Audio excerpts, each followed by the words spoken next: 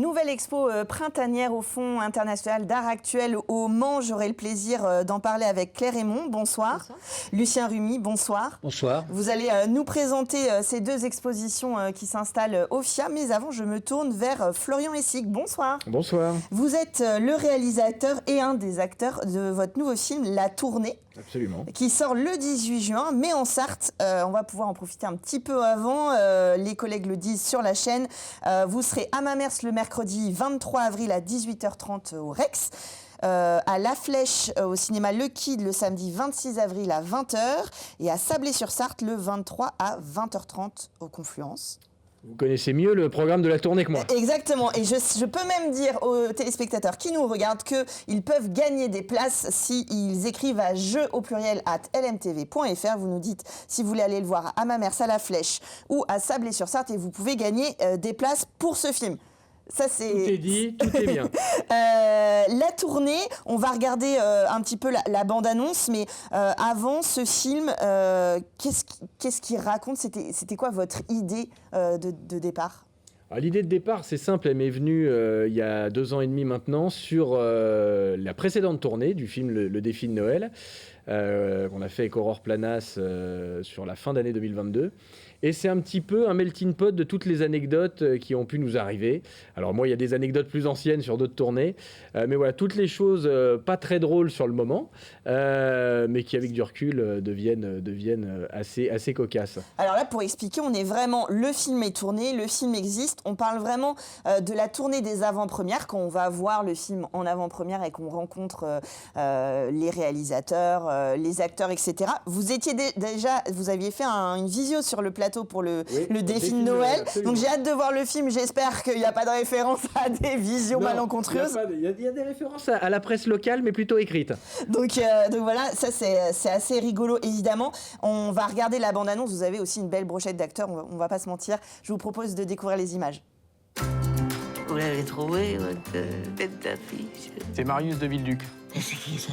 Tu as pensé à moi pour ton film, donc. Lucchini n'était pas libre, j'imagine. C'est plutôt ton agent qui m'a suggéré ton nom. Je croyais qu'il était mort, Villeduc. De toute façon, t'as pas vraiment le choix. T'as trouvé de l'argent pour régler tes dettes? Vous devriez lire le scénario, monsieur de Villeduc. C'est un très joli rôle. Alors, on commence quand? Salut tout le monde! Qu'est-ce que c'est que ça? Place à la tournée. Mais vous foutez de ma gueule. C'est une blague.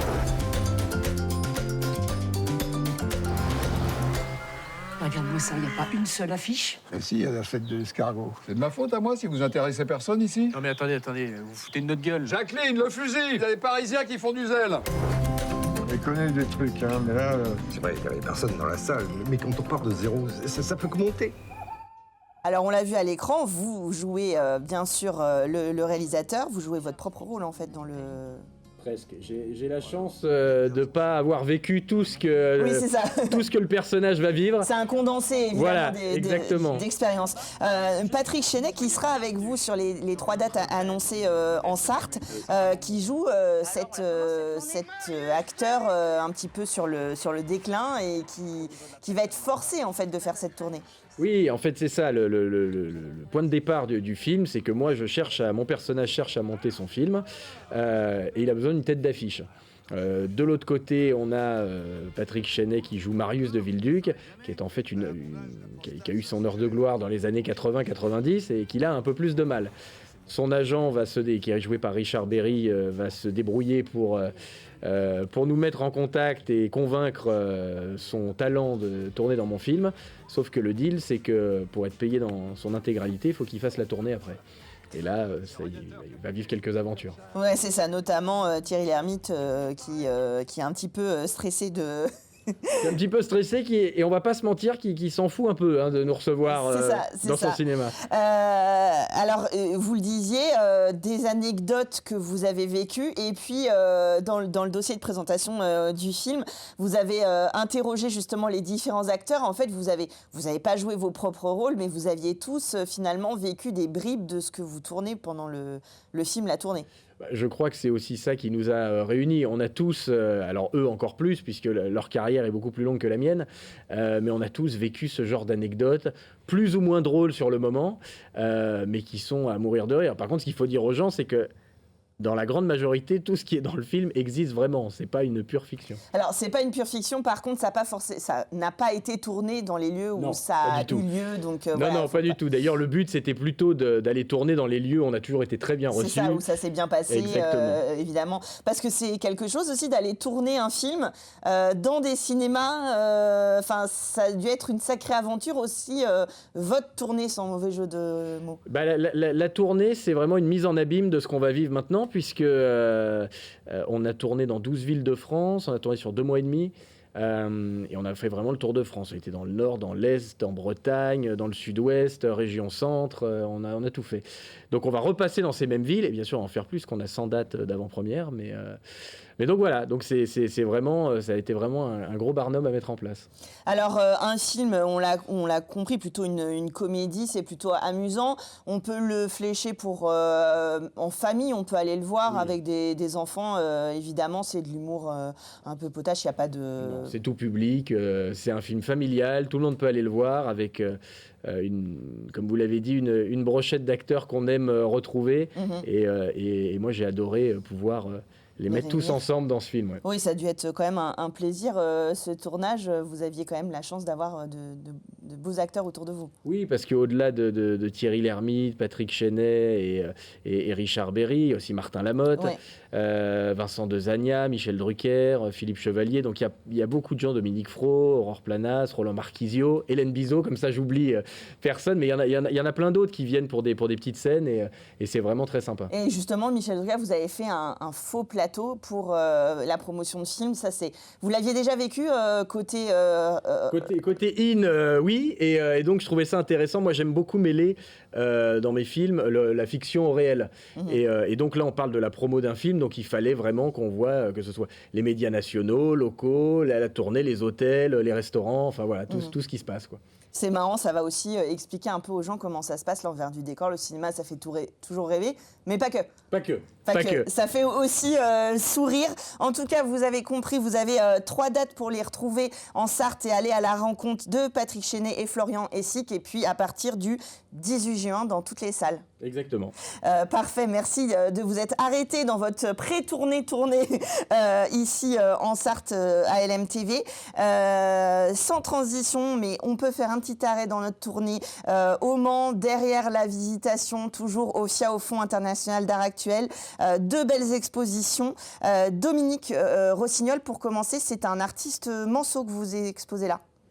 Oui, c'est un artiste qui a 82 ans, qui travaille très discrètement, mais avec une énergie folle, puisqu'il est en permanence construction d'une œuvre. Quand j'ai commencé à essayer de connaître les artistes de la Sarthe, moi je suis tombé tout de suite sur Roger Blacker, puis Guy Brunet, etc. Puis il y avait un 3e larron derrière, très discret, mais qui, avec personnalité, cherche à créer une œuvre, cherche à monter quelque chose qui soit, même s'il ne le montre pas souvent, ben là on a l'occasion de le voir. Alors c'est un artiste que vous aviez déjà exposé dans Pulsar, que vous suivez depuis de nombreuses années, mais là vous avez choisi des œuvres plutôt récentes. On l'avait exposé la dernière fois en 2012 à la Collégiale Saint-Pierre-la-Cour. Et puis, depuis, on suivait ce qu'il faisait, mais là, ce sont des œuvres de ces 4 dernières années, en fait. Alors, comment on pourrait définir ce qu'on va voir? C'est un style qui lui est vraiment propre. Alors, j'ai lu dans le communiqué de presse une idée de tapisserie, et c'est vrai que ça donne cette impression-là d'avoir une œuvre dans laquelle on peut venir raconter. Et puis, il y a le support aussi qui joue beaucoup. Alors Dominique Rossignol a un gros parcours puisqu'il a commencé à travailler dans les années 80 à peu près. Et ensuite, en fait, il a cherché un support léger. En fait, si on peut résumer un peu l'exposition, c'est une question de liberté. Voilà. Et pour lui, la liberté, elle est aussi avec le support. Donc ça va être que des tissus issus de la récupération, mais qui ne va pas du tout transformer. C'est-à-dire que vous allez retrouver des draps, les broderies, pour les toilettes d'oreiller, pareil, etc. Vous retrouvez tous les éléments. Et là-dessus, en fait, il va venir rajouter de la couleur, ou travailler avec les taches, ou déjà les petits accros, en fait, qu'il y a. Et puis, il va venir progressivement faire monter un dessin, alors là, qui est beaucoup plus personnel, qui va venir un peu de son enfance, que son grand-père était antiquaire dans le Vieux-Mans, donc il a grandi avec énormément d'images, etc., de la Renaissance, mais aussi du monde entier. Et tout ça, en fait, ça va créer une espèce de...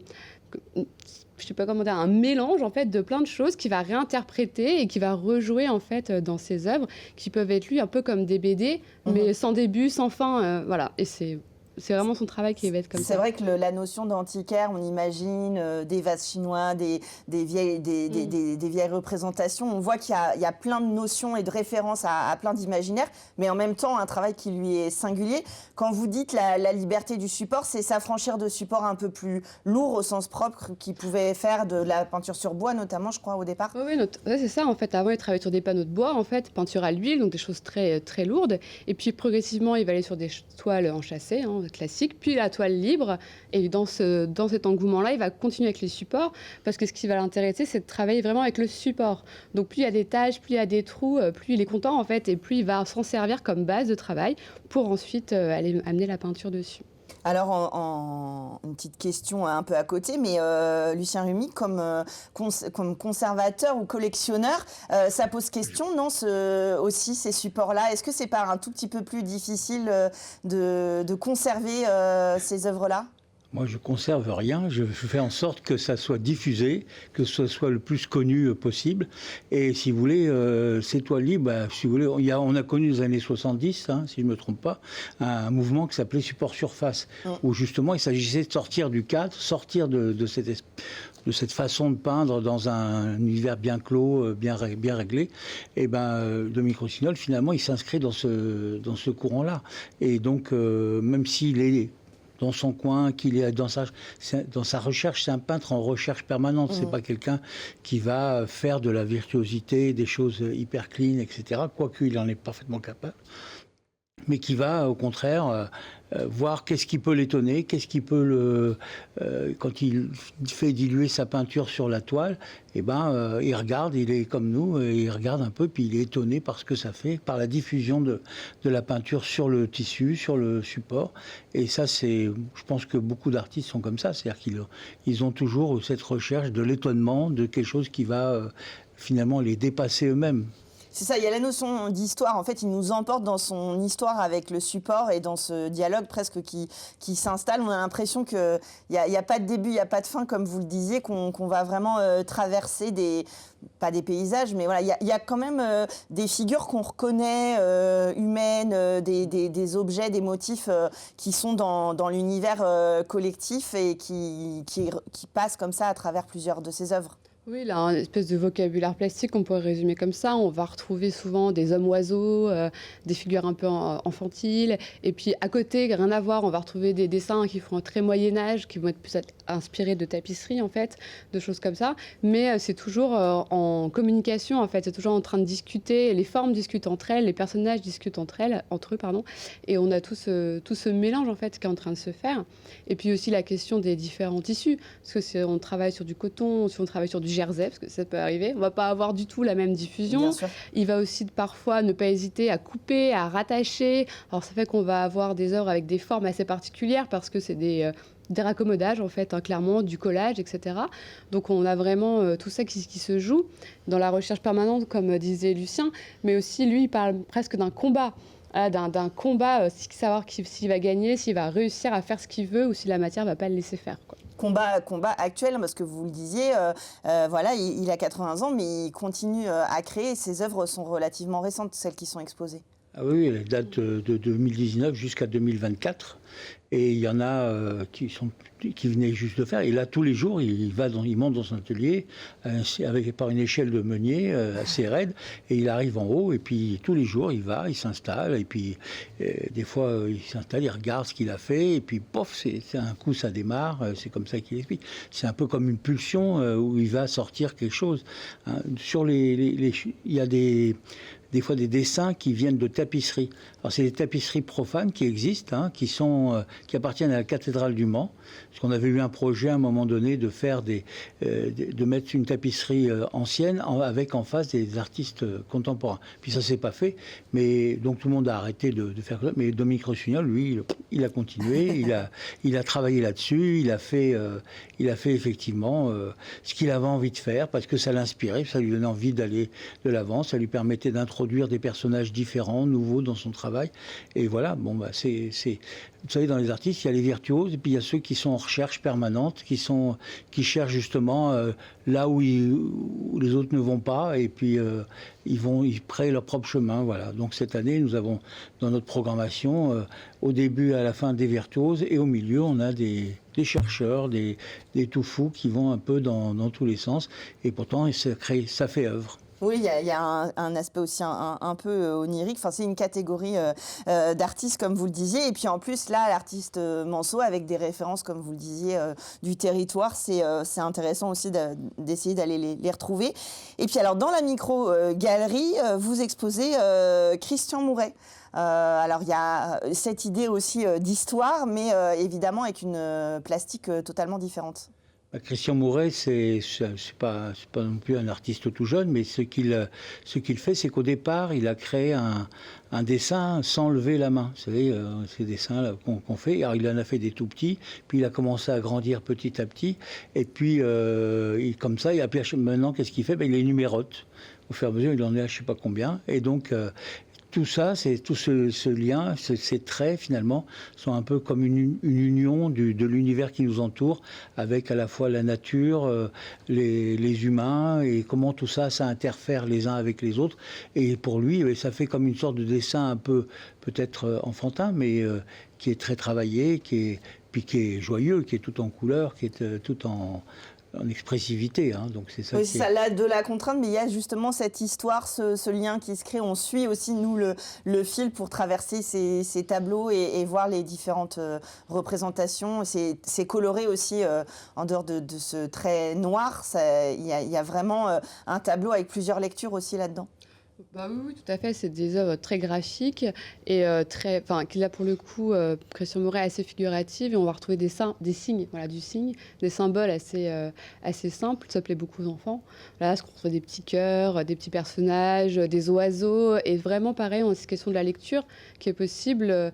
Comme des hiéroglyphes un petit peu aussi, voilà, très personnel, très personnifié par l'artiste. Et c'est vrai qu'en grand format, avec ces bleus là qui vont ressortir ou ces verts qui vont ressortir très fort, ça donne quelque chose d'assez fort, quoi, au niveau visuel, en tout cas. Et d'assez accessible, comme vous le disiez, pour les enfants. Il y a peut-être une lecture un petit peu plus simple, au premier abord, en tout cas, de ces tableaux-là. Mais je trouve intéressant le dialogue, finalement, avec ces deux artistes qui racontent, en lien avec des contraintes qui se sont données, des histoires comme ça, et qui nous emmènent dans leur monde, chacun très particulier. Oui, mais ils ne se connaissaient pas du tout avant l'accrochage, et puis pendant l'accrochage, ils ont discuté ensemble, et là, ça a été vraiment l'affinité, et puis ils étaient tout le temps ensemble. Donc finalement, il y a quelque chose qui se fait quand finalement ces deux artistes-là, qui ont pourtant des univers qui ne sont pas forcément proches, mais se sentent une affinité, une proximité qui est très forte. Ça fait des rencontres, hein, ça fait du lien aussi, et c'est ça qui est intéressant. En tout cas, deux univers à découvrir. J'ai pas noté, c'est jusqu'au 25 mai, donc au FIA au Mans. Dominique Rossignol et Christian Mouret, vous allez au FIA et vous allez découvrir, et puis vous allez sur le site internet pour voir toutes les activités qui vous sont proposées dans ce cadre-là. Merci d'être venu nous présenter ces nouvelles expositions. N'oubliez pas, si vous voulez aller voir le film La Tournée en pré-tournée, en avant-première, vous envoyez jeu@lmtv.fr pour gagner vos places. Merci Florian Essig de vous être arrêté sur notre plateau. Et puis nous, on continue avec un concert, La Voix de la Paix, tout de suite dans Culturel.